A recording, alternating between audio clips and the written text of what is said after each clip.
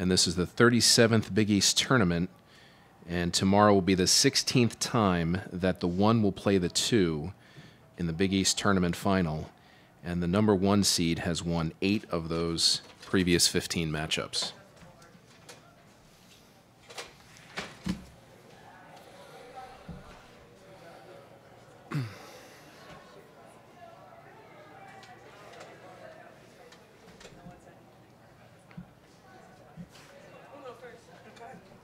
Okay, we welcome in the DePaul Blue Demons. Congratulations to them. 80-69 winners over Creighton. They'll take on Marquette tomorrow night in the Big East Tournament Final. We welcome in Coach with Mart'e Grays and Ashton Millender. A couple of notes about the Blue Demons. Winners of 10 in a row now. They've qualified for the Big East Tournament Final for the 5th time in the last 6 years. And the 5 turnovers for DePaul tonight, that's a DePaul record low in the Big East Tournament, in their Big East Tournament history. 5 turnovers for the Blue Demons tonight. That's all in addition to the notes I already read out for you guys. So congratulations to DePaul into the finals once again, and we'll take an opening statement from Coach first and then questions for the athletes. The Big East is a great league, and it's a great league because it has great coaches, and Jim Flannery's one of the best, but it also has great players. And you know, the Creighton basketball team here fought through a really tough season because of the injuries that they had early. Coach Flannery doesn't back down on his schedule. It was a great schedule that they played, and Jalen Agnew came into the season as an All-Big East player, didn't quite have the year that we thought she was going to have, but she was just absolutely magnificent tonight. And then when you have to guard Faber and Sarda, that's just a really, really, really special Creighton team that we were just able to beat. And whenever you win a game, it's always about the players. The coaches set them up, but the players have to go on the floor and do it. And I was just really proud of our players for maintaining their resolve into the 4th quarter when we gave up that couple threes there. We had a 6-point lead, gave up a couple threes, and then our players kept the resolve, kept their wits about them, and did a good job then in the 4th quarter of executing in the 4th quarter. You know, Mart'e's playing really good basketball, so is Ashton Millender, and you know, one of the things that was most important about Mart'e tonight, outside the basketball, was, you know, she lost her composure slightly at the beginning of the 2nd half, and I thought she did a great job of recapturing her composure, and I think that was very, very important to get in the win. So Marquette had a special year. They've had a special 4 years. Coach Keeger and Marquette has really done great things. So it should be a great game to play tomorrow night. Okay, we'll do questions for the athletes first. Please just raise your hand. We'll recognize you, and then you can ask your question. So questions for either. We'll start in the 2nd row here. Yes, Mart'e, how big was that run that you guys had in the 3rd, 4th quarter to come back on top? Just what does that say about the resiliency of your team? Can you say that again, please? Yeah, what does your comeback say about the resiliency of your team and the rest of your teammates? Yeah, we preached and preached about it, like just defense and rebounding. That's what was going to bring us back into the game, and I think we did a great job at that going down the stretch, and that's what created our lead. So I think we did a great job with that. John in the back. Ashton, Coach has talked about this before this season. How much do you think this group has evolved defensively, and how much did it show in this win tonight? I believe we evolved very well. It took us a minute. It shouldn't have, but I feel like we're all coming together, like he said. Because Bruno was talking about how we look more focused on getting like a stop and getting rebounds more than we did in the beginning of the season. So I feel like we just talked with each other, and then like it's go time now. So I feel like we all just came together and got it done. We started focusing on rebounding and playing defense. When Mart'e's on a roll like she was tonight, what's it do for this team? When she's on the road inside, I feel like it opens up the outside for us. But at the same time, it's like when she's doing good on the inside, just give it to her. That's what I say in my head. Give it to her. She's like when she's taking advantage inside, give it to her. I mean, she's gonna get it out. She's not a selfish player, so I feel like if I give it to her, she'll give it back to me. Right here in the middle front row. Mart'e, tomorrow's going to be the 3rd time you play Marquette this season. Obviously, you guys lost both times to them, but in that 2nd game, in the 2nd half, you guys kind of found some answers against them and almost won the game. Do you feel like that's going to give you guys some confidence heading into tomorrow night? I feel like our confidence is coming from what we've done these last 9 games.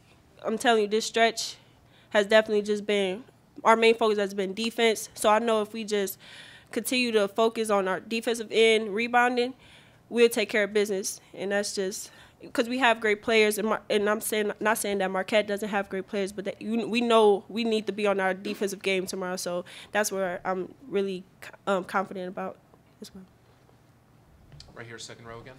Ashton, how big was ball security tonight with you guys only committing 5 turnovers the entire game? That's very big. I feel like every game, turnovers are very big. For us to only have 5 tonight is great, making history. Oh, my gosh. I feel that, girl. Yeah, I'm not going to Ashton, what do you think is going to be the key tomorrow night against Marquette and trying to, win the Big East Tournament final?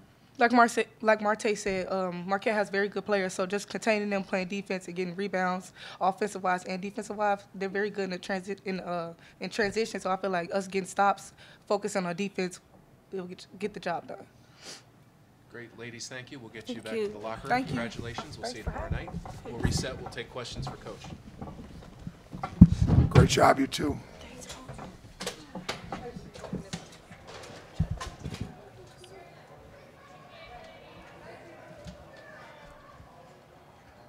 Okay, questions for Coach. Once again, raise your hand and we'll get you recognized. John in the back. Coach, how great of a spotlight is it for the Big East to have Marquette DePaul? Well, again, we're proud of what we've achieved here at DePaul, but we don't look back. We only look to the future. And so, we've done a little bit here at DePaul over the years. And Marquette now is in a place where they've really had a great year, a great couple of years. And so to have the 2 teams that were picked in the preseason to win the Big East Conference, and then the 2 teams that finished 1 game apart from each other in the regular season, and to have the 2 teams that have played in the championship the last 2 years, I think it's good for the Big. I mean, I think the Big East again. I just love this league, and the league was so much better this year than it was last year, and people beat each other up this year. I mean, because there were so many better teams. But we're looking forward to the opportunity to compete against a really, really strong Marquette team. And the Marquette players are special players. They're good players. I mean, Heideman's the player of the year in this league, and she's a very tough matchup for anybody. And Blockton is a preseason player of the year in this league. She got hurt, but she's back at full health now. Very, very difficult matchup. Danny King has really hurt us. So Lott's playing really good basketball. It's just a really, really good basketball team. And everybody just talks about the only college basketball rivalry that exists is Duke and North Carolina. But here in the Midwest, Marquette and DePaul have been going at it for a very long time. And I was lucky enough to play for Coach Ray Meyer against Al McGuire, and I know what this rivalry truly means. And it's a great rivalry. And so many young people from the city of Chicago pick a Catholic school, and they'll pick DePaul or they'll pick Marquette. And so it's a big deal. There's the Wisconsin border. North of the Wisconsin, this team called the Packers plays. South of the border, this team calls the Bears play. So there's a lot that goes into this rivalry that maybe people across the nation don't understand. But it's a fun, healthy, great rivalry. We're looking forward just to the opportunity to compete. You said numerous times over the past few seasons that pressure usually doesn't pay dividends in the first quarter, but it almost always does in the fourth. Was that another example you saw tonight of that? Well, Jim, when you commit to pressure like we commit to pressure, and I'm talking defensive pressure here, I think that's what you're talking about. The first objective of defensive pressure is to get a steal, but against the talent of college players, you're not going to get steals. So then, can you wear people down? And I think tonight was a pretty good example of wearing a really, really good team down. And that's Marquette's a very difficult team to pressure. So that's something that, looking forward, I don't even know that we can or will. We'll see what happens. But at the same time, I think that's what our pressure is designed to do, is to beat you over time. And I think it did take a toll tonight as we moved into the fourth. We generally, that second and fourth quarter usually is a quarter where the pressure usually pays some dividends. Right here in the middle, and then we'll go second row. Coach, after that second game against Mart'e earlier in the season, you talked about, I remember in the press conference, that that was DePaul ball at its best in the second half. Can you just talk about if that gives you guys confidence heading into tomorrow? I don't know that I said DePaul ball at its best, but in the second half against Mart'e, we were down 12 at halftime, and I think we had 27 points at halftime. We were down 39-27. Scoring 27 points isn't what we're out here to do, all right? And then I think we had a 37-point third quarter. We got the game tied at 80 with 3 to go, and then Marquette finished, and we didn't finish. At the same time, I said it's the first time this year that I felt like I saw DePaul ball come back. I didn't feel like it was there in the first non-conference part of the season, and even the first part of the conference season. So, I think the second half of Marquette was a beginning of a turnaround for this basketball team, that we won in the non-conference, but we weren't ourselves. And I just think we started to come back after that half. But, let's not get carried away here. Again, you poor people that cover us all the time have to live with my statement, belief that every game is a life of its own, every season is a life of its own. So what happened in the game last year here isn't really going to have a lot of bearing, except for Marquette's motivation tomorrow. What happened in game one, what happened in game two, it's still going to come down to what's going to happen between 7 o'clock, 9 o'clock tomorrow right here against a very good basketball team. I'm going to go second row and then Jim. Coach, can you just speak about what it meant for your team to just remain calm and in the moment when trailing Creighton at times? How important was that? I'm one of the crazy people in coaching that doesn't like the word poise. I like the word resolve. All right, poise. It's a very important adjective to describe athletes. There's no question about it. But I think dancers have some poise. Once you get into pure competition, I like to think it's more resolve than, and we could get into a semantic argument and a coaching argument, okay? But I just think that our players have had some pretty strong resolve here down the second. You start the Big East season 1-2, having played 2 home games.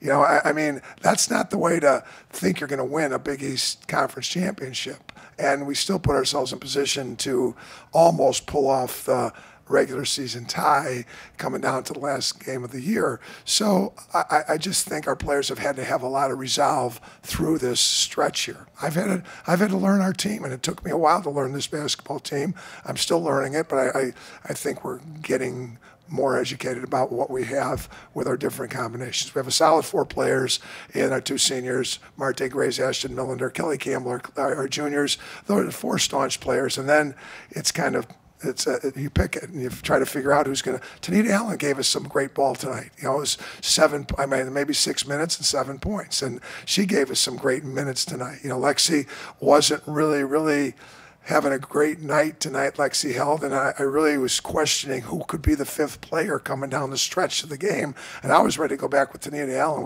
with a pure older lineup and even a bigger lineup, and Lexi then kind of caught some fourth quarter resolve, all right, and did a pretty nice job in the fourth. So.